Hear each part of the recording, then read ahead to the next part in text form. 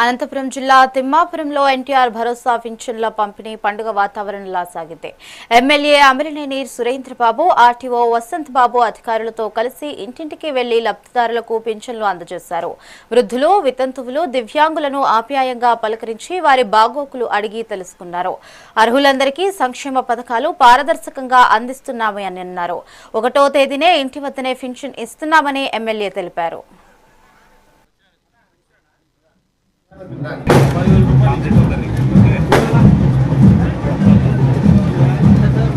RTO sir ముందు కూడా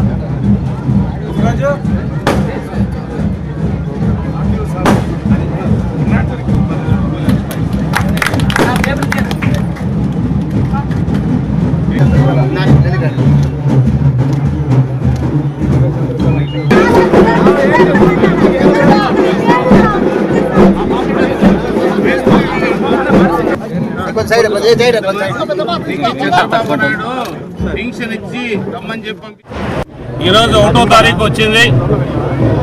పండగ వాతావరణంలో రాష్ట్రమంతా కూడా పెన్షన్ కార్యక్రమాలు జరుగుతున్నాయి.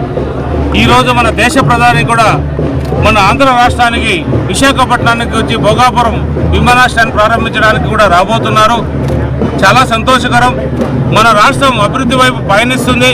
ఎన్నో రకాలుగా మన రాష్ట్రం అంటే ఇండస్ట్రీస్ కావచ్చు, లేదా రైతు పరంగా కావచ్చు, లేదా మనం ఏదైతే పెన్షన్స్ ఇస్తున్నామో గత ప్రభుత్వం 2000 రూపాయల నుంచి 3000 చేయడానికి 5 సంవత్సరాలు సమయం తీసుకుంది.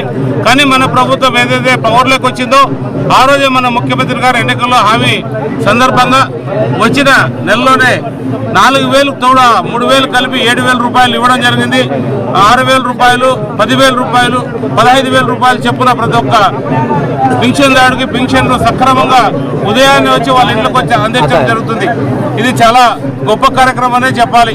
ఇలాంటి కార్యక్రమం చేసే అనుభవం ఉన్న నాయకుడు, మన దేశంలోనే అతి పెద్ద అనుభవం ఉన్న నాయకుడు చంద్రబాబు నాయుడు గారు. అలాంటి పాలనలో మనందరూ కూడా పాలన సాగిస్తున్నాం.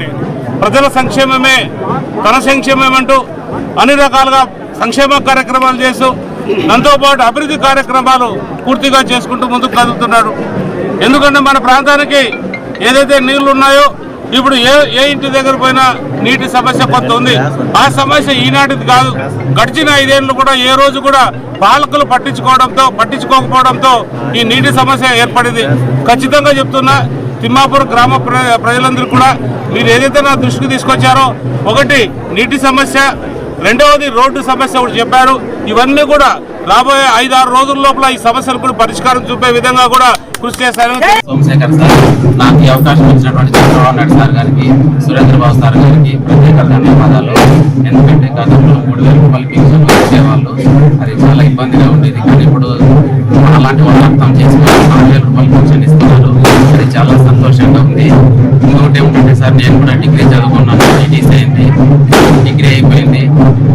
నేను ఈ సురేంద్రబాబు సార్కి ఈ సందర్భంగా చెప్పడం ఏమిటంటే, రాబోయే డిఎస్సిలో మా జిల్లాకి పోస్టులు పెంచాలని నేను ఆశిస్తున్నాను సార్. అదే సార్ నేను కోరుకున్నది.